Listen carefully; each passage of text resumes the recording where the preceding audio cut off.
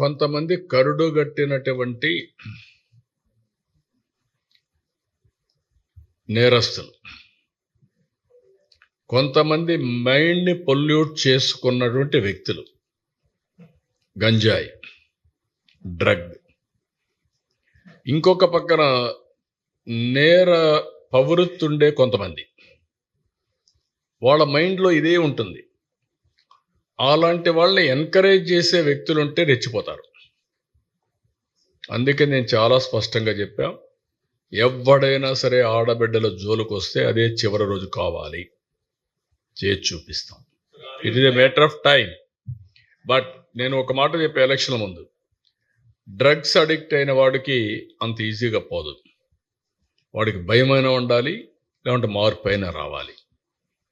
De addiction చేయాలి, లేకుంటే అతను ట్రీట్ అన్న చేయాల్సిన అవసరం ఉంది. Will do it. I'm very clear. నేను ఒక్కసారి కాదు, 2 సార్లు కాదు, చాలా సార్లు చెప్తున్నా. నేను మోటివేట్ చేస్తా, మర్యాదగా చెప్తా. వినకపోతే పబ్లిక్ ఇంట్రెస్ట్ కోసం ఏం చేయాలో చేసి చూపిస్తా. అంతవరకు వదిలిపెట్టినవాడిని. కానీ వచ్చిన సమస్య over a period of time మీరందరూ ఏమనుకుంటారు, తప్పించుకోవచ్చు అనుకుంటున్నారు. ఇరుక్కున్న తర్వాత ట్రీట్ చేస్తే అప్పుడు అర్థమవుతుంది వాళ్ళందరికీ. అంత ఫర్మ్గా ఉంటే అర్థమవుతుంది. కానీ కొంచెం టైం పడుతుంది. ఇంకా కొంతమందికి అలవాటు అయిపోయి క్షణికమైనటువంటి ఉద్రేకం కావచ్చు, అలవాటు కావచ్చు, ఆ నేర చరిత్రలో ఉండే మనస్తత్వం కావచ్చు, ఇవన్నీ కలిసి చేస్తున్నారు. బట్ ఐఎమ్ వెరీ క్లియర్, ఈ రాష్ట్రంలో ఎవడైనా సరే నేరాలు చేసి తప్పించుకోవాలనుకున్నా, ఆడబిడ్డల జోలుకొచ్చి తప్పించుకోవాలనుకున్నా అదే చివరి రోజు అవుతుంది. Be clear. నో ఇది అలవాటు అయింది. ఇంకా మీకు అందుకని సోషల్ మీడియాలో వేయడం, అలవాటు చేసుకోవడం, వాట్ నాన్ సెన్స్. 3 years ఆడబిడ్డల పైన ఏంటి అత్యాచారాలు ఏంటి? కుప్ప లాంటి కాన్స్టిట్యూన్సీ చెట్టుకు గడేసి కొట్టడం ఏంటి?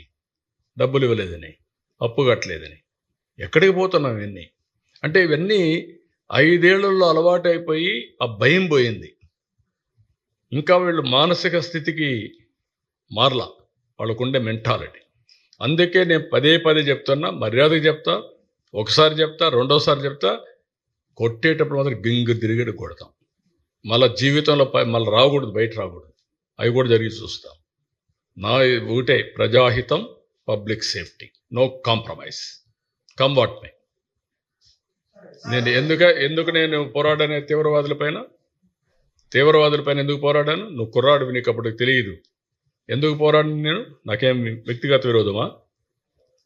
నా ప్రాణానికే ముప్పు తెచ్చుకున్నాను కదా. ఎందుకు? సిద్ధాంతపరంగా, పబ్లిక్ సేఫ్టీ కోసం. ఎందుకు ముఠా నాయకుల పైన పోరాడాను? ముఠాలు అడిచేశారు కదా. ఇప్పుడు ఏమున్నాయా రాయలసీమలో ముఠాలు? సోఫిస్టికేటెడ్ ముఠాలు వచ్చాయి, సెటిల్మెంట్ ముఠాలు, అది వేరే విషయం. అదే మరి కమ్యూనల్ వైలెన్స్ పైన పోరాడాను.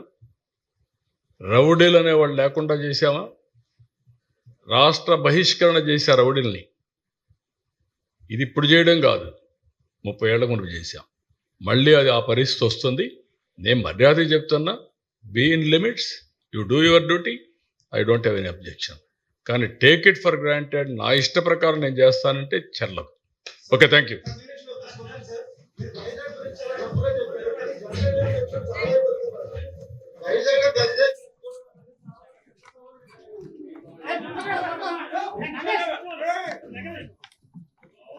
ఇష్యూస్ గంజాయి ఒకటే చెప్తున్నా. ఒకప్పుడు విశాఖపట్నం క్యాపిటల్గా చేసుకొని గంజాయి హబ్గా చేసుకొని చేశారు. చాలా సమస్యలు వచ్చాయి. రేపు 25 కూడా గంజాయి పైన పెద్ద ఉద్యమం చేస్తున్నాం, అవేర్నెస్ చేస్తాం.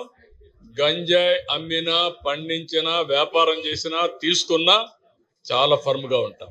Be careful.